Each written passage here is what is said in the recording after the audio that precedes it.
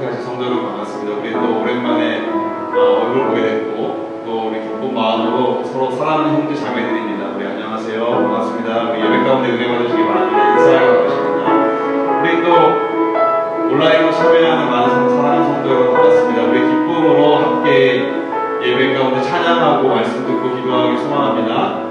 우리 그동안 좀 불러보지 않았던 찬양을 할 건데 조금 어려우시더라도 저희가 먼저 불러볼 테니까 또 우리 영어로 먼저 부르고 그 다음에 한국말로 부르고 가사가 참 좋아요. 완전하신 하나님이 완전하신 인간이 되셔서 우리 가운데 오셨고 또 그 인간 되신 하나님이 우리의 아픔을 다 공감하신다는 그런 찬양인데 우리 모두에게 위로가 된 찬양이었으면 좋겠습니다. 이렇게 찬양하셨습니다.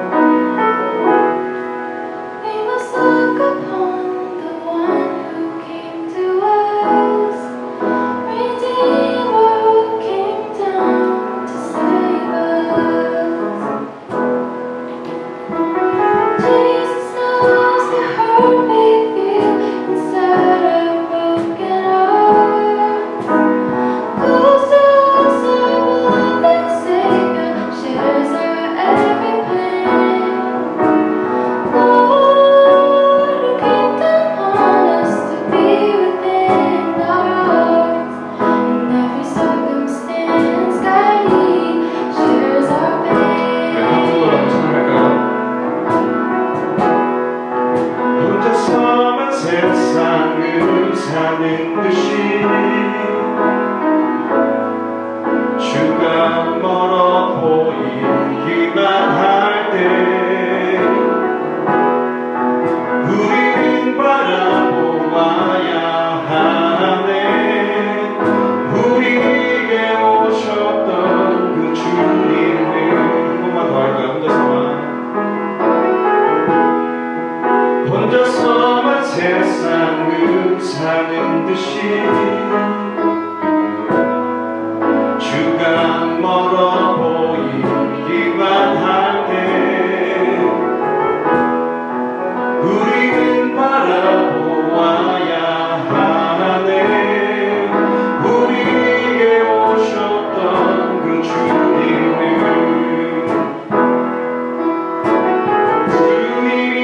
우리의 아픈 마음 아시네. 가까이서 우리의 아픔에 공감하시네. 우리 가운데 찾아오셨던 그 주님이 우리의 모든 상황에 공감하시네.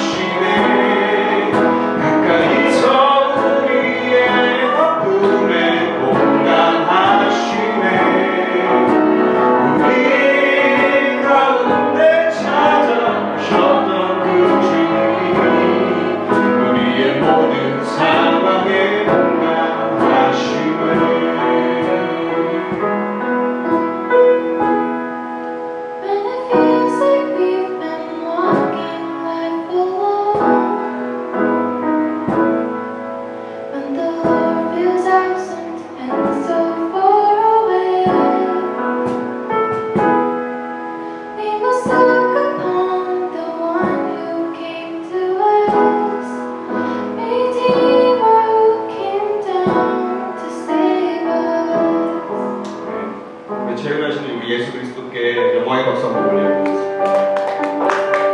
우리 몇 찬양 주님의 사랑과 우리 신나게 박수 치며 찬양할까요?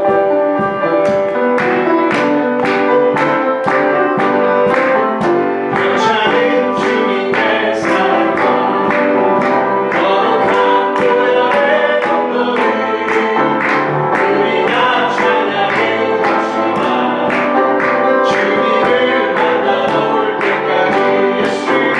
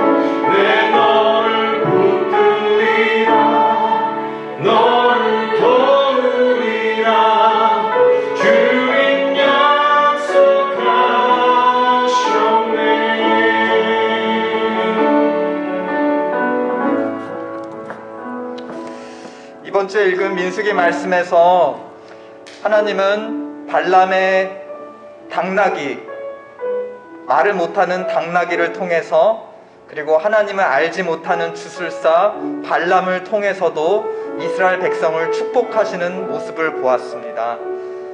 그만큼 하나님이 우리를 향해서는 잘못했을 때 계책도 하시고 교훈도 하시지만, 그러나 하나님의 마음은, 산꼭대기에 있었던 하나님의 마음은 이스라엘을 향한 축복이었습니다.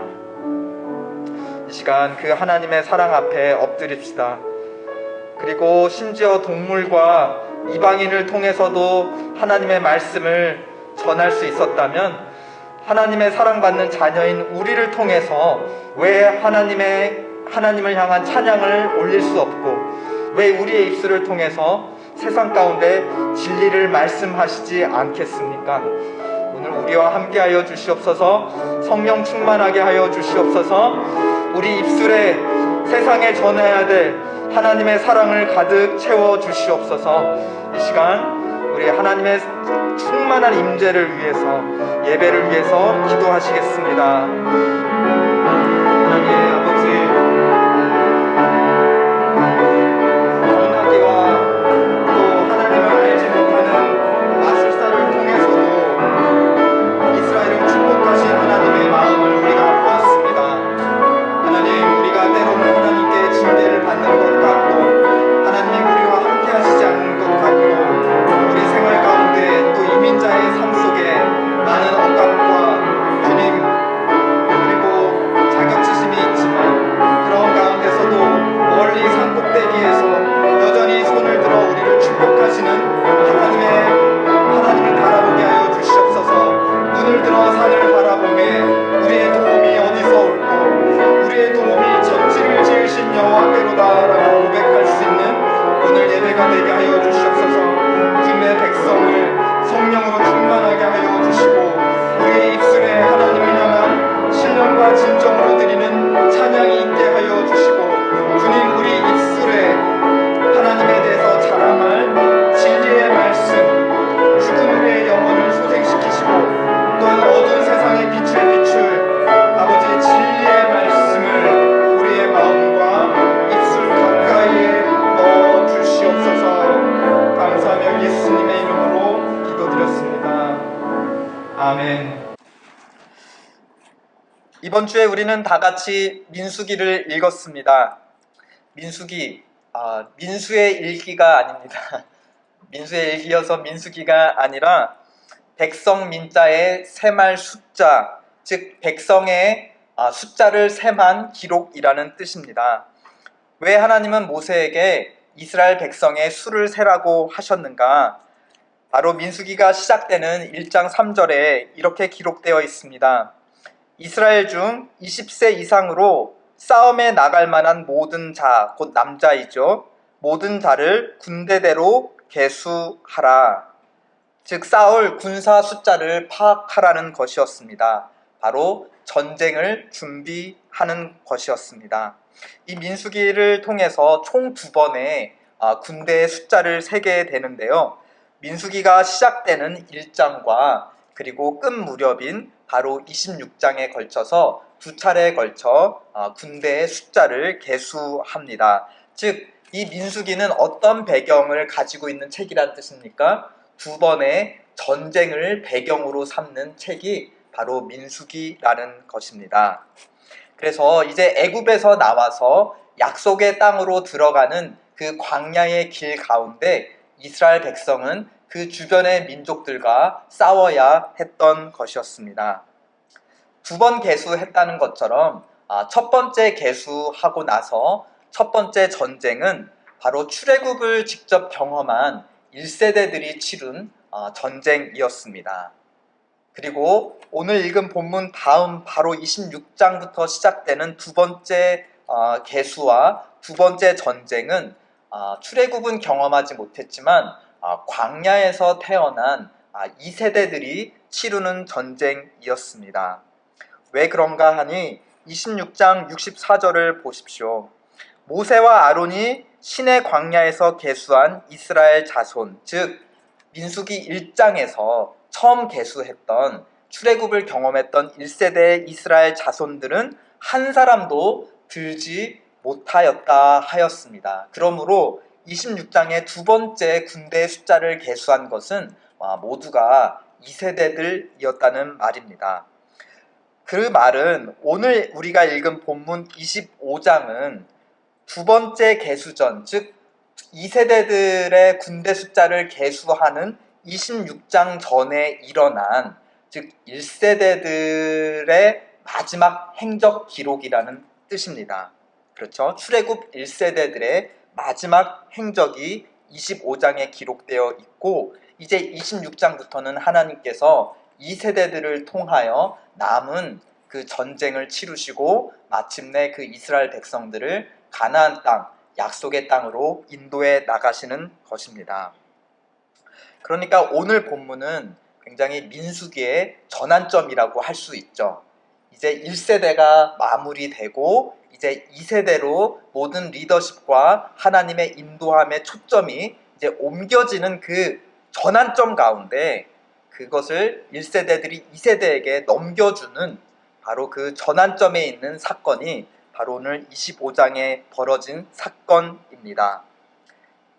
이 본문은 이렇게 시작합니다. 25장 1절, 이스라엘이 시딤에 머물러 있더니. 이 시딤은 어딜까요? 한번 지도를 한번 볼 수 있을까요? 우리 다음 슬라이드 화면을 보여주시기 바랍니다. 시딤은 요단강 그리고 사회바다 동편에 있는 모압 땅이었습니다. 더 구체적으로는 저게 부올산이라고 하는 그 산자락에 위치해 있는 마을이, 지역이 바로 시딤이었습니다.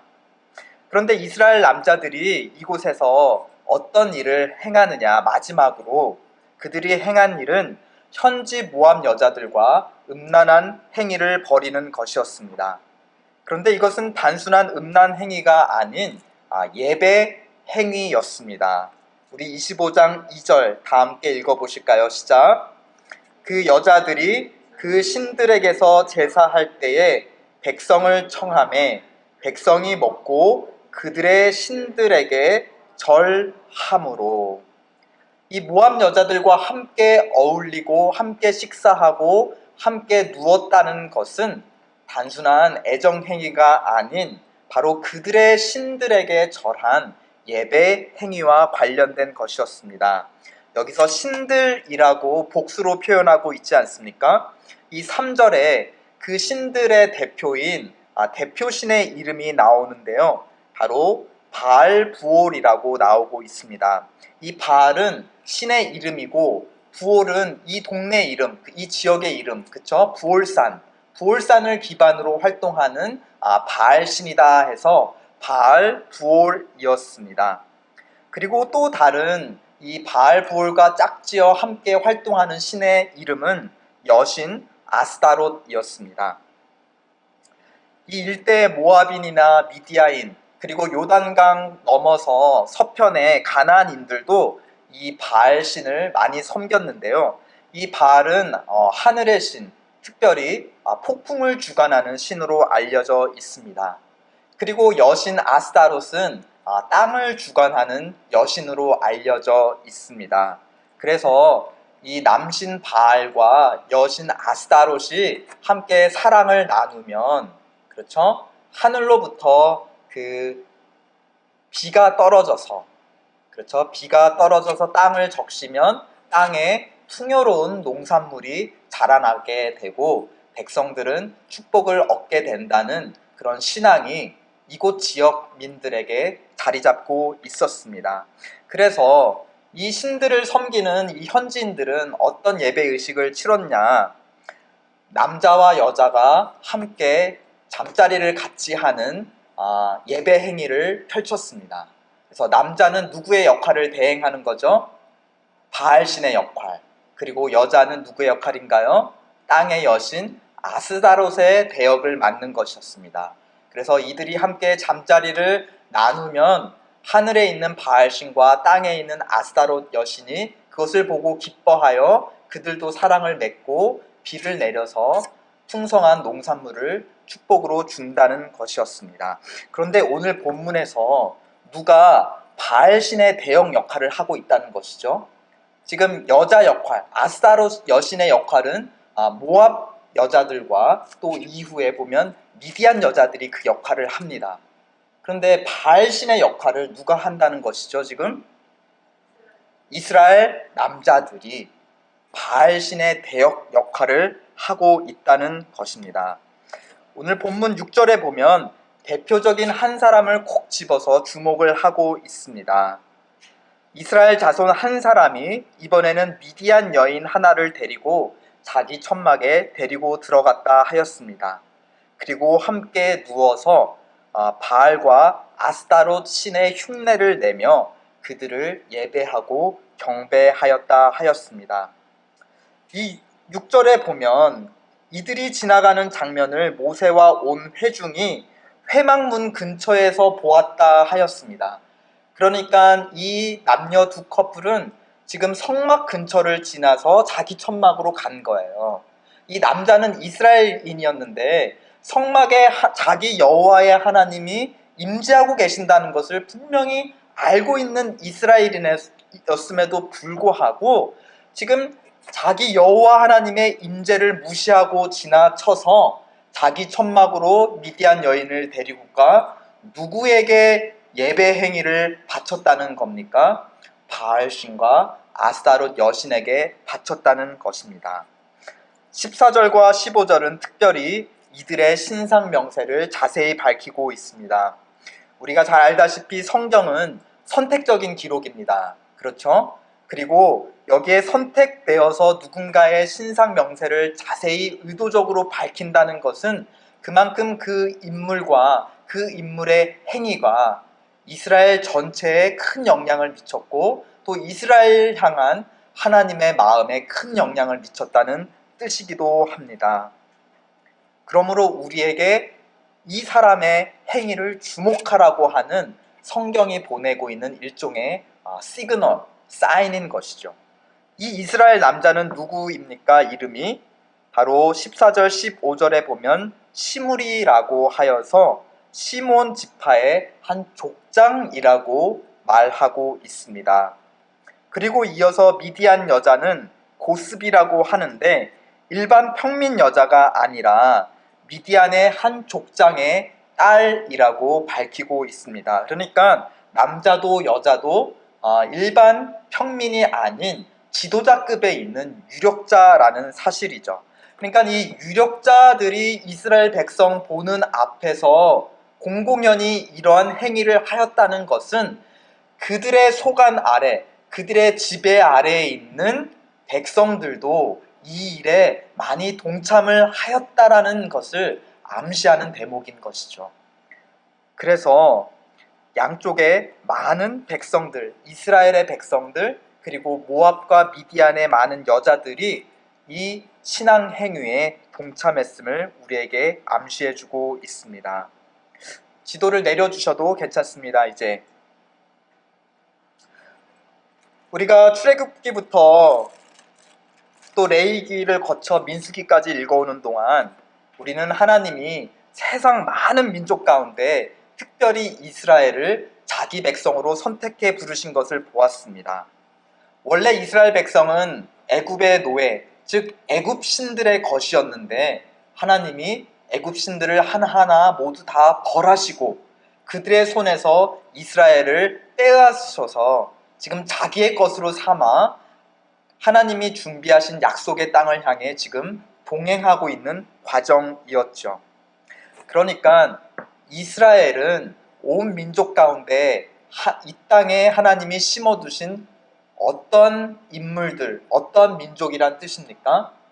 하나님의 대역자들, 즉 하나님의 형상으로 선택한 자들이라는 것입니다.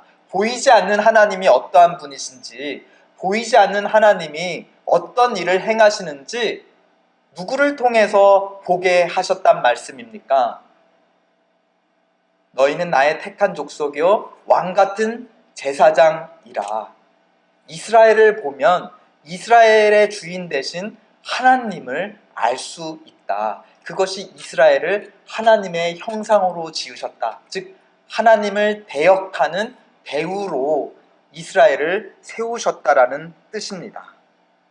그런데 그런 이스라엘이 지금 누구의 역할을 하고 있다는 것입니까? 이 본문에서 하나님의 역할이 아니라 바알신의 역할을 하고 있다. 그러므로 하나님은 크게 분노하셨습니다. 3절을 보니 이스라엘이 바알 부속에게 부속된지라 그러므로 여호와께서 이스라엘에게 크게 진노하셨습니다.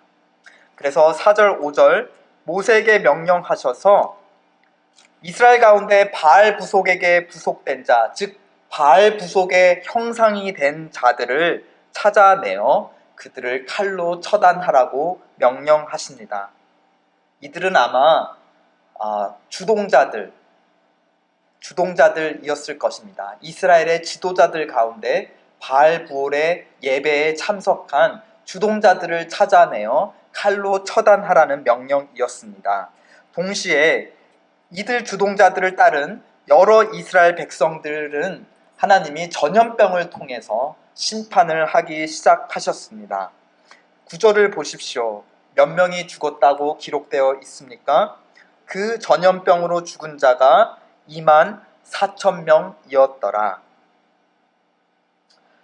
그러나 바알보를 따르지 않은 하나님을 따르는 이스라엘 백성들은 6절에 보면 성막문에 모여들어서 울며 그 상황을 보며 탄식하고 있었습니다.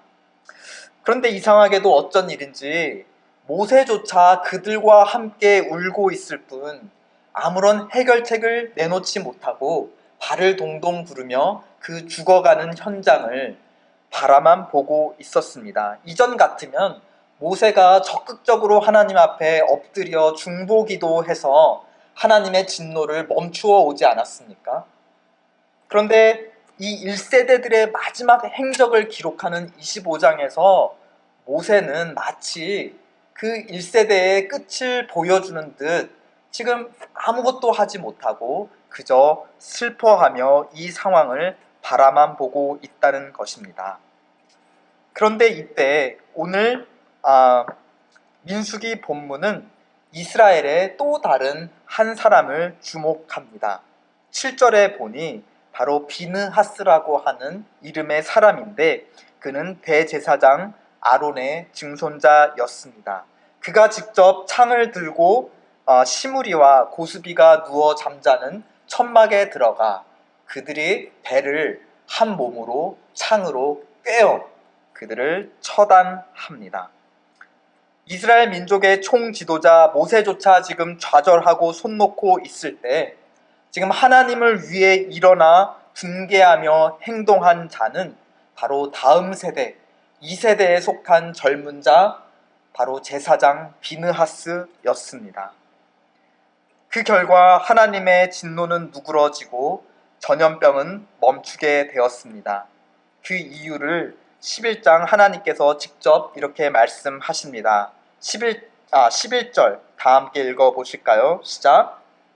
제사장 아론의 손자 엘르아살의 아들 비느하스가 나의 질투심으로 질투하여 이스라엘 자손 중에서 나의 노를 돌이켜서 나의 질투심으로 그들을 진멸하지 않게 하였도다. 이 야생불이 번져서 그 집으로 다가올 때 그 불이 집을 불태우지 않도록 막는 방법이 하나 있습니다. 그 중에 하나는 집 주위로 땅을 둘러 파고 집 주위에 불을 놓는 것입니다. 그래서 그 불로 집을 둘러치는 것이죠. 이것이 불의 속성 때문입니다. 불은 불이 없는 곳을 향해서 타들어갑니다. 그러다가 불이 있는 곳을 만나면 그곳은 더 이상 넘어가지 않죠. 거기서 멈추게 됩니다.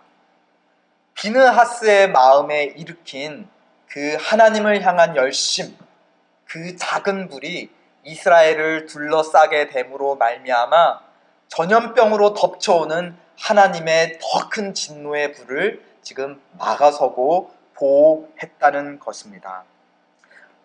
우리 하나님은 자기를 위해 분연히 일어선 한 젊은 세대로 인해서 많은 백성을 용서하셨던 것입니다.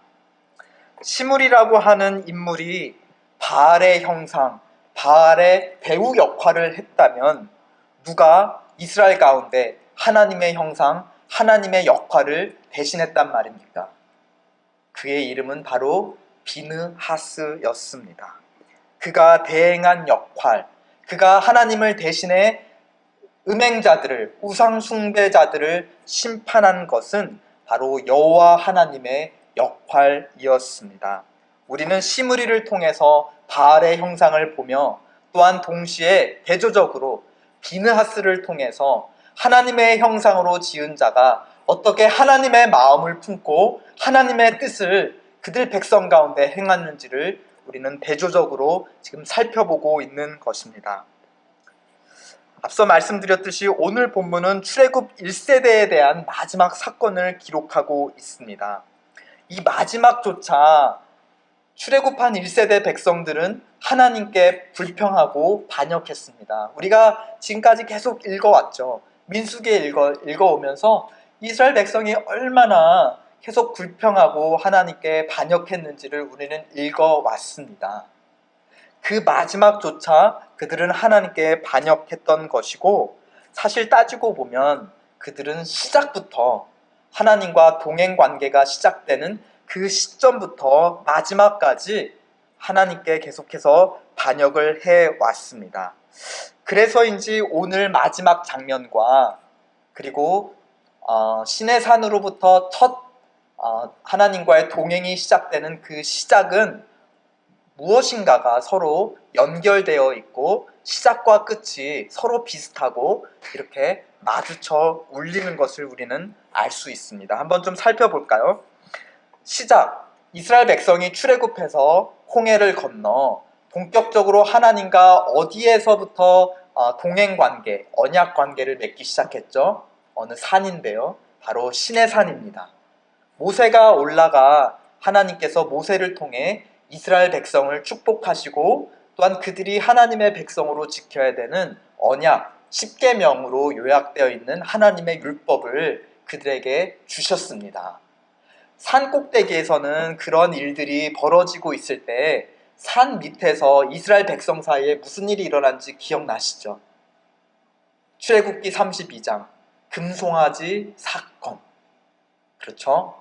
다른 형상, 송아지의 형상, 금송아지의 형상을 만들어 이것이 우리를 애굽에서 우리를 건져낸 하나님의 형상이다 하여서 10계명, 1계명과 2계명에서 금지하고 있는 것을 하나님이 알려주시기도 전에 이스라엘 백성은 이미 우상 숭배를 하였던 것입니다.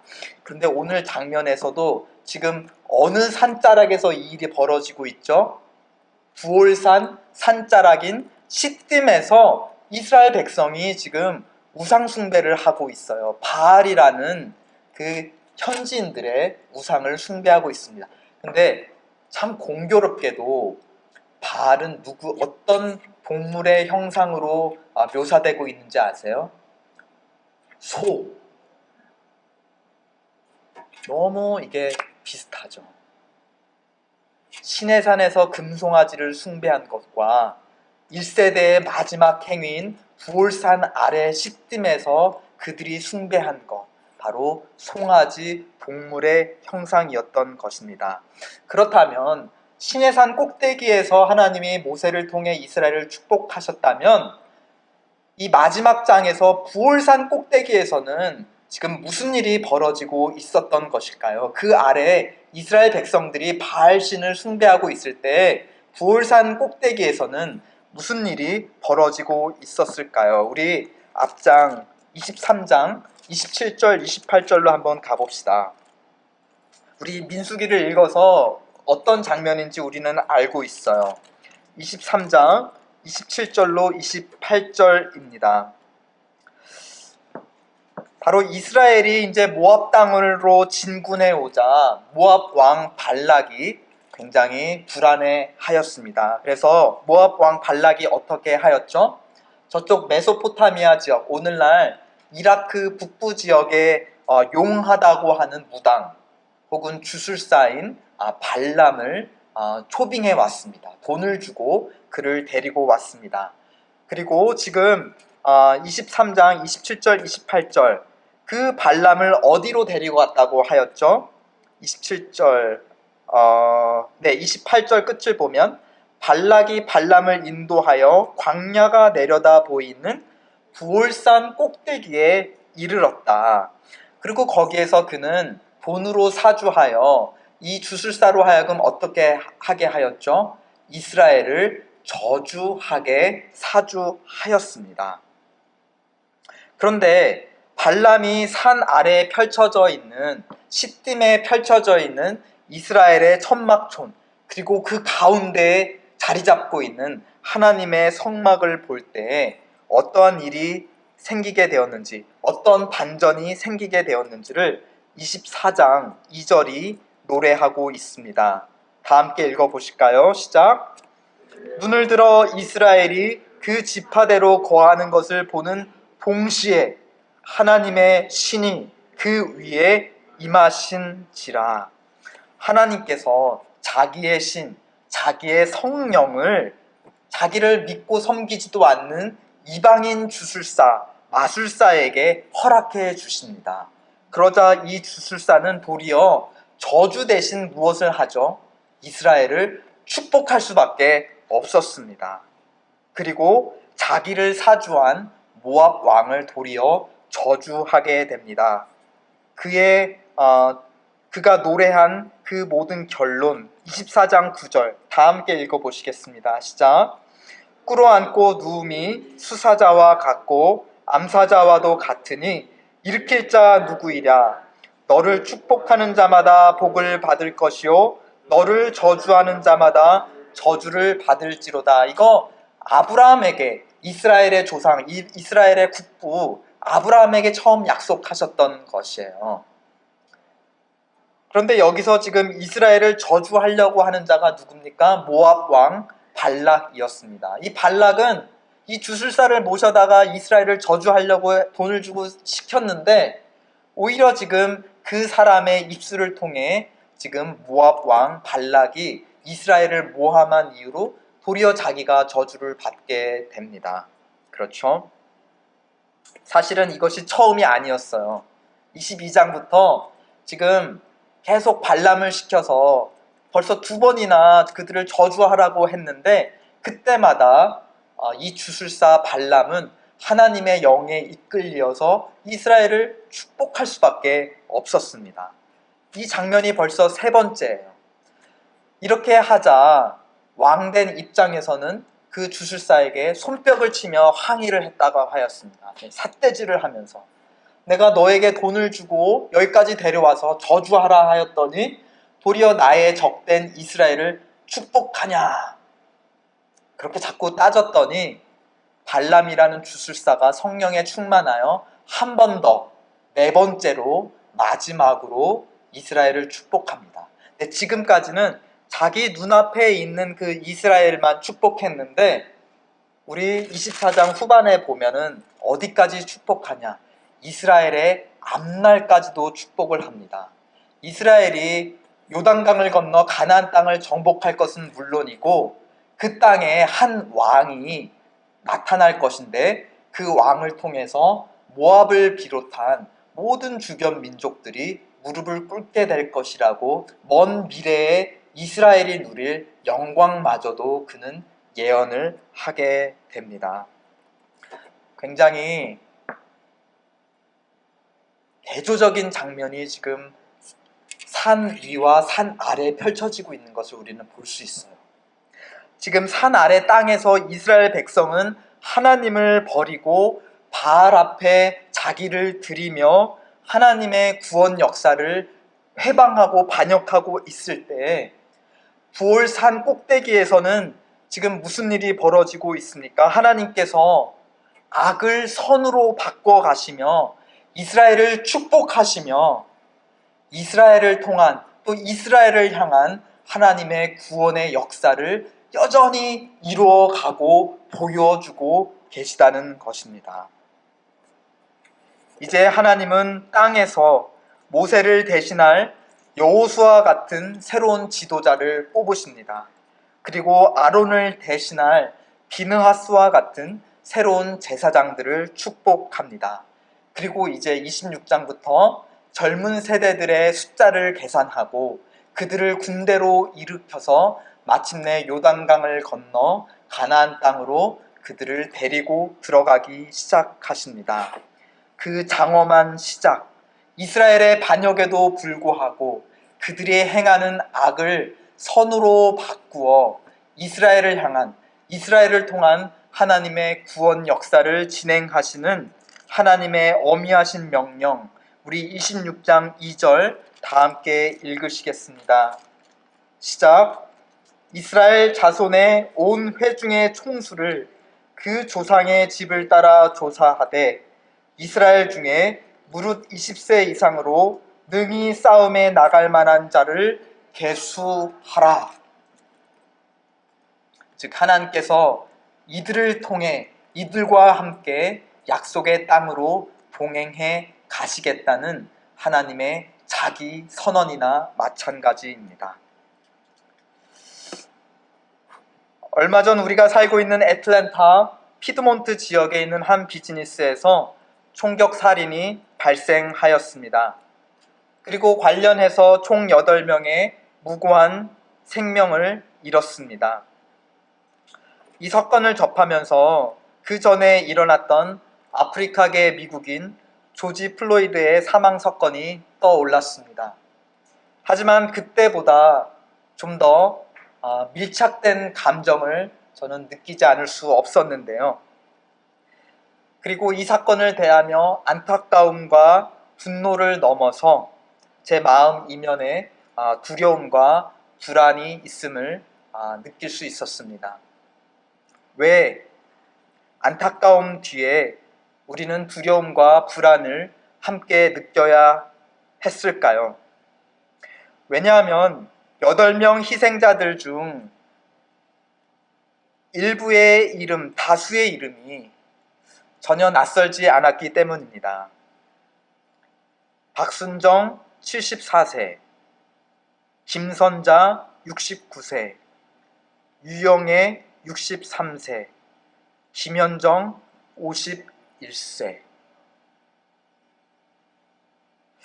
왜냐하면 이 낯선 외국 땅에서 미나리처럼 억척스럽게 살아가는 우리에게도 어느 날 갑작스럽게 일어날 수 있는 일이기 때문입니다. 이들의 이름이 익숙한 만큼 이것이 우리에게도 일어날 수 있는 일임을 우리는 직감하고 있습니다.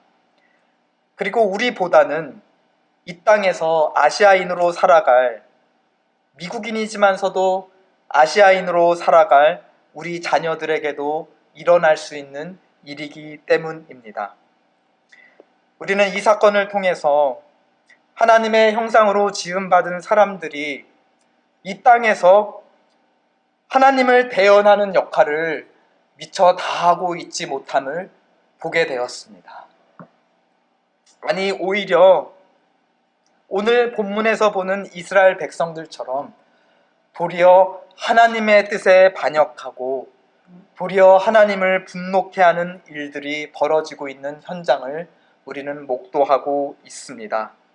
사람들이 하나님의 형상으로 지음받았지만 그 형상을 벗어버리고 도리어 소의 형상, 동물의 형상을 뒤집어쓰고 바알의 역할을 대신하고 있는 이 세상을 우리는 바라보고 있습니다. 어쩌면 지구촌에 대유행하는 코로나 전염병, 그런 사람들을 향한 하나님의 분노이고 심판이라고 우리는 단정할 수는 없지만, 그러나 다만 사람들이 자초한 재앙이라는 것만은 우리가 부인할 수 없습니다. 그러나 오늘 본문은 우리의 눈을 들어 산꼭대기를 바라보라고 합니다. 시내산도 부올산도 아닌 또 다른 산꼭대기를 바라보며 그곳에서 하나님이 우리를 위해 행하신 일을 다시금 바라보라고 하고 있습니다. 어떤 산입니까? 그것은 예루살렘에 있는 시온산, 그리고 시온산의 골고다 언덕, 그리고 그 언덕보다 더 하늘에 가깝게 높이 들리어진 십자가 위입니다.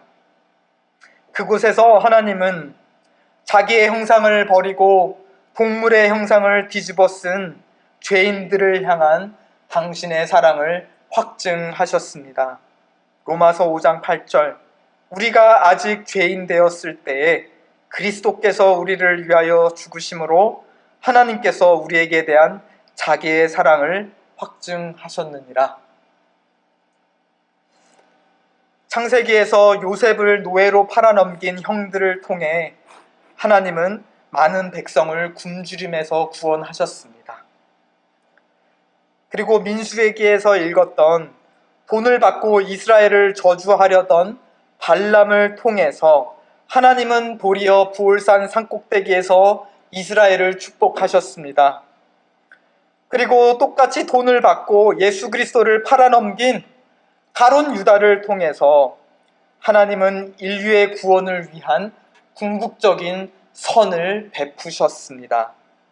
요셉의 고백이 성경 전체에 흐르는 고백이기도 합니다. 창세기 50장 20절, 당신들은 나를 해하려 하였으나 하나님은 그것을 선으로 바꾸사 오늘과 같이 많은 백성의 생명을 구원하게 하려 하셨도다. 하나님은 그 크신 땅으로, 그 크신 사랑으로 이 땅의 반역자들을 덮으시고 여전히 이끌어 가십니다. 그들이 뒤집어 쓴 동물의 형상, 짐승의 형상을 벗기시고 존귀한 하나님의 형상, 창조자의 형상을 우리에게 씌워 주십니다.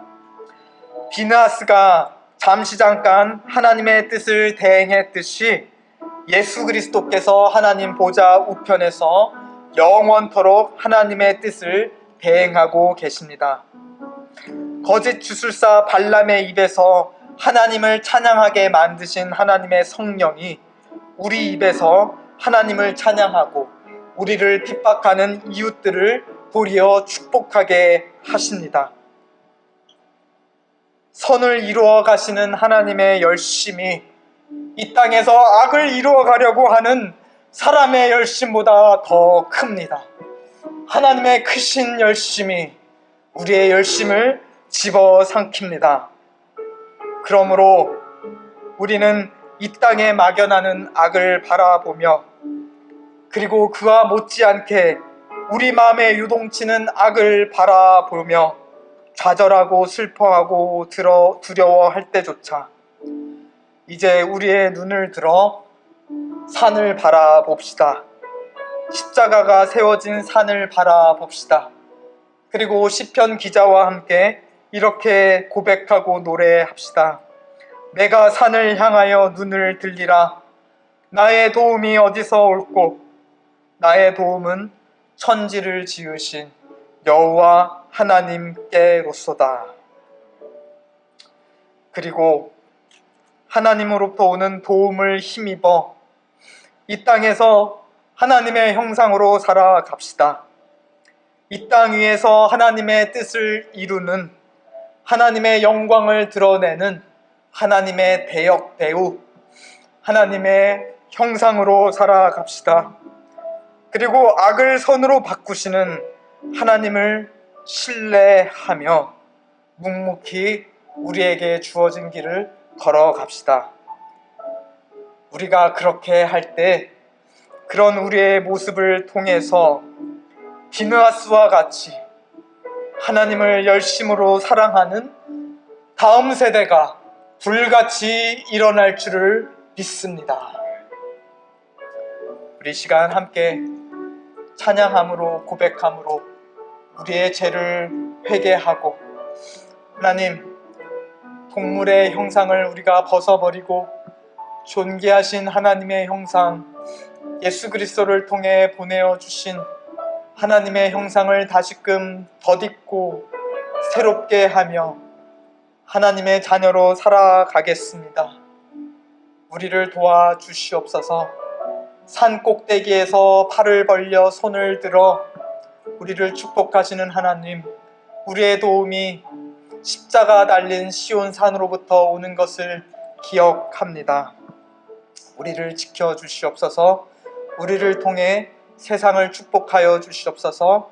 우리를 통해 악을 선으로 바꾸어 주시옵소서. 이러한 고백으로 다 함께 찬양하시겠습니다.